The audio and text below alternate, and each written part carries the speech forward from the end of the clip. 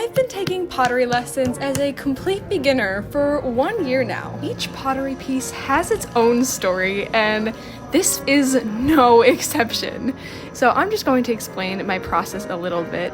As you just saw, I first centered a smaller ball of clay, and that's just like pushing it into the middle, so it's not going to jiggle around everywhere. And I added a second ball on top just to make the piece bigger, and that way you need a lot of strength to, more than people realize, you need more strength to center the piece, because it does take your arm power and steadiness to keep it in place. And with this one, I was really struggling with putting it to center, even though I did it in 2 parts. So it's easier to center bigger pieces of clay like I did in 2 parts. And so I got some help from my pottery studio mentor. Say things like lost. It's just like that. Another yeah, yours lost. Turn it off. And she couldn't do it either, so here is take 2. And of course we're gonna have more centering problems. So what I'm doing is wiping away all the slippery water and slip and smacking it down on there hard so it stays. This dice is going to decide the fate of the pottery piece. I'm going to be rolling this die 3 times. The first roll will decide what shape my pottery piece is going to be. 2 is a vase. And now for the pulling up of the walls. And interestingly enough, the act of pulling the walls of a pottery piece is literally just pushing with your hands. So weird today. And here I'm having a lot of, it wasn't easy either. This piece is just full of problems. And before, the reason why I couldn't center correctly and why it was wobbling everywhere was because there was an air pocket inside. When I smacked down the second ball of clay, it captured a bit of air in between the 2 pieces. Several days later. We steadied the vase and I let it rest and sit for several days just to dry a little, and then I pulled it some more. 1 week later. Trimming is so satisfying, and this vase was absolutely perfect for trimming. Can we just appreciate the curls that are coming off this piece? Like, it's so satisfying just to watch it, and imagine how awesome and just so calming it is to trim the piece.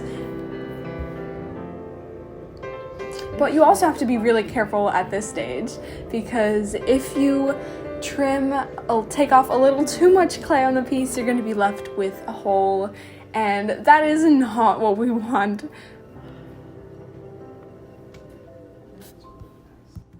Before I start trimming a piece, I usually run my fingers over the walls on both the inside and the outside to kind of understand the thickness of the walls and where I need to take off more. And it's really, really incredible and satisfying to see the difference between a piece before it's trimmed and after it's trimmed.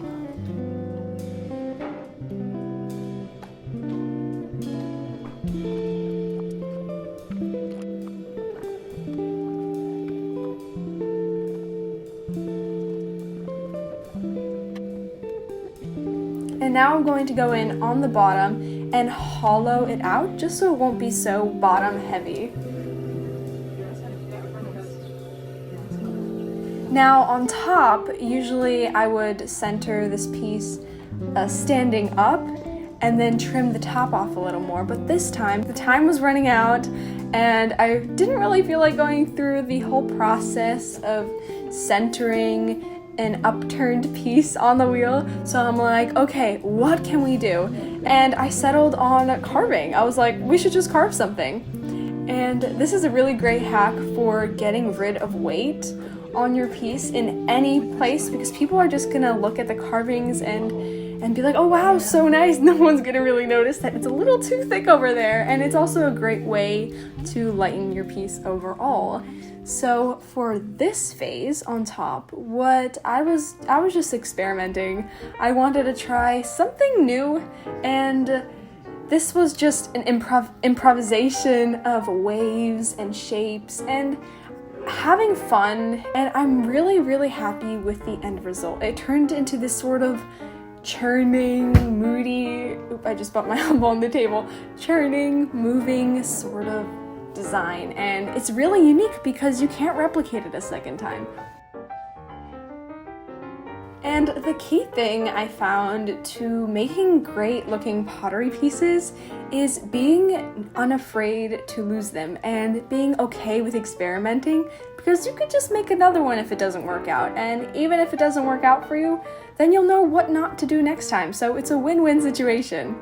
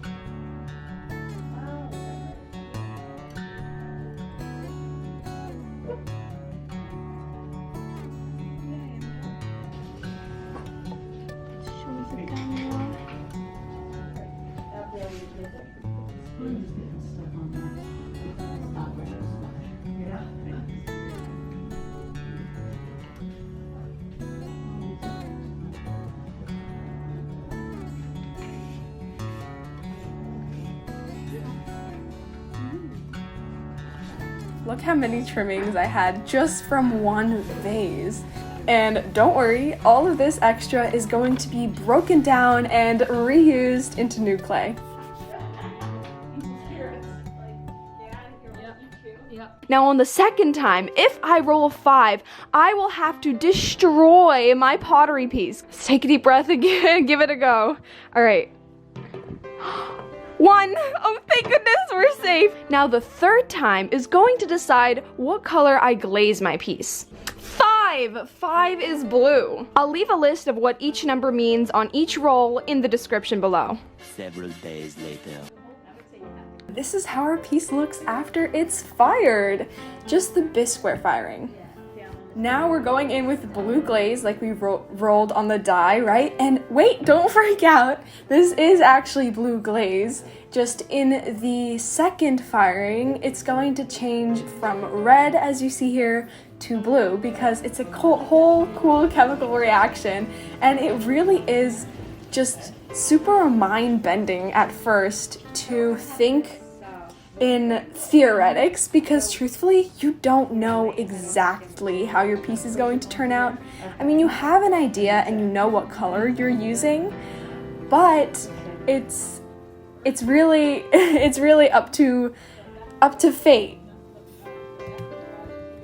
I'm going to be combining the outside blue color with a nice pink and blue combination on the inside. The little blue speckles that you see right now are pieces of glass, and in the firing oven, in the kiln, it's going to melt and turn into these blossoms of colors on a pink background.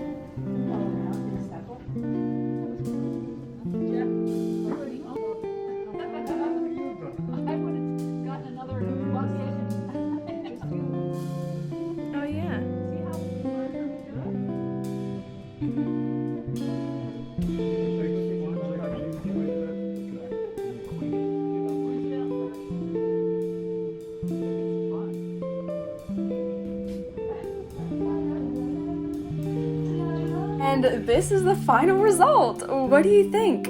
I really love the blue and pink glaze combination and how the blue glaze breaks on on the carvings of the bowl. Give this video a like if you really enjoyed, and thank you so much for watching. I'll see you in the next video.